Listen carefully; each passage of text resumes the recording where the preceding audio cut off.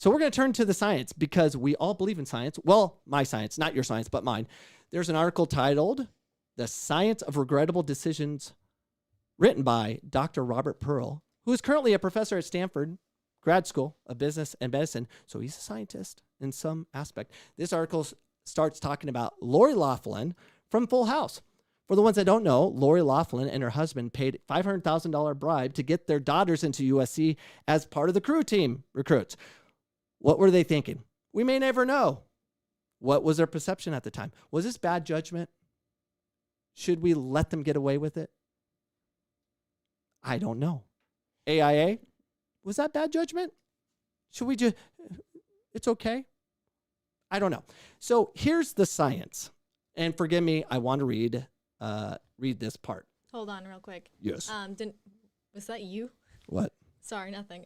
Denise just made a good point. She brought up how the ref didn't notice when the other team was calling the Millennium Girls the B word. Oh, well, I could see how our girls can be like, I'm just kidding.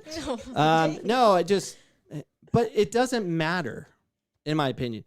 Matters a little bit. Well, you want to be consistent, but you're not going to get consistency.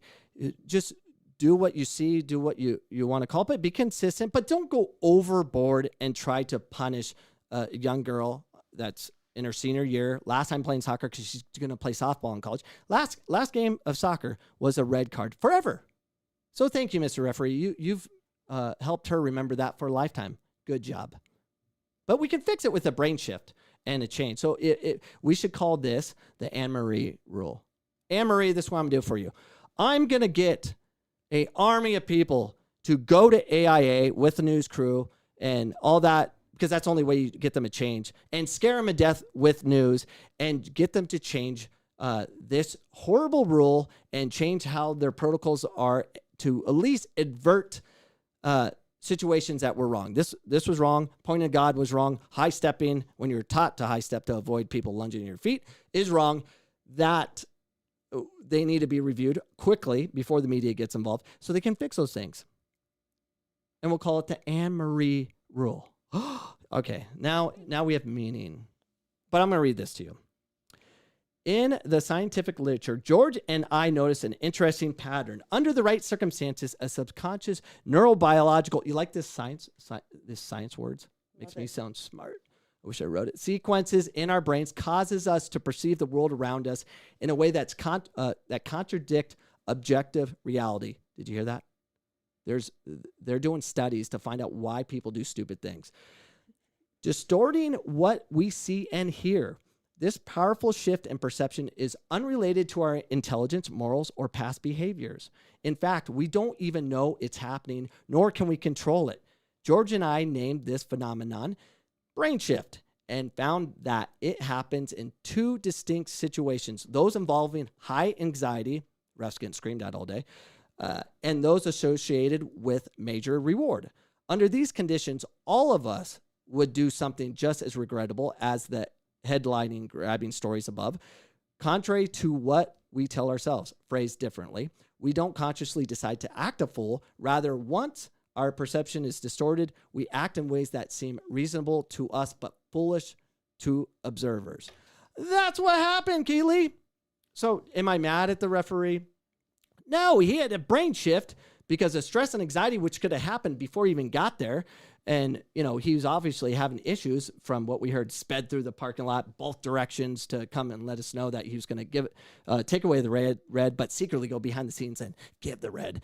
So that is just one thought based in science, and there's some more science coming your way. What are you doing, AIA? Is it possible that your brains are perceived this world in a distorted way? It might be possible that AIA has no idea what they're doing based on the science offered by Dr. Pearl. Is it possible that officials under stress and anxiety are having brain shifts of their own in a false sense of reality that blinds their ability to make proper decisions?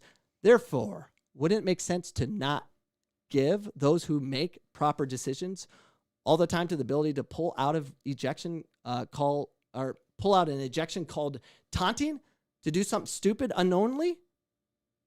Here's more science for you. The Dateline experiment showed us the situation involving fear and reward can lead to poor snap judgments. But what would cause someone to stand by a foolish decision? So that's kind of what happened, Keely. The referee's like, red card. Oh, wait, no red card. Wait, I'm going to do something very stupid. I'm going to change that because apparently I should have gave a red card based on what I'm saying, even though it was wrong, even though I manufactured it, even though I fist bumped a girl, even though I kind of created that mess. I'm going to protect myself, and here it is. The science of behavioral economics tell us that after we've made a decision, even an illogical one, like giving a red, taking a red away, writing it up, not telling anybody, we tend to cling to it. That is, we filter out dissenting information. Why? Like, that was kind of stupid. Well, I'll filter it out so I can sleep at night while seeking data that confirms our original viewpoint. Psychologists call this anchoring. There's your science. In closing of this science, can we protect ourselves from this?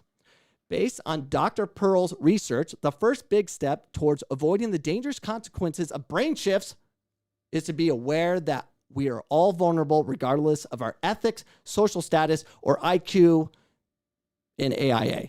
So AIA, be aware, regardless of how smart you think you are. Understand that you are doing it wrong. You're always doing it wrong. Just try to do it less wrong than yesterday. If you enjoyed that clip, you can enjoy all the clips at youtube.com/Coach Cameron Soccer to get all my content. Make sure you subscribe, hit the notification bell so you know what's going on and when we appear online, which is typically every Sunday, 7 p.m. Mountain Standard Time. Hope to see you this Sunday for our next live show.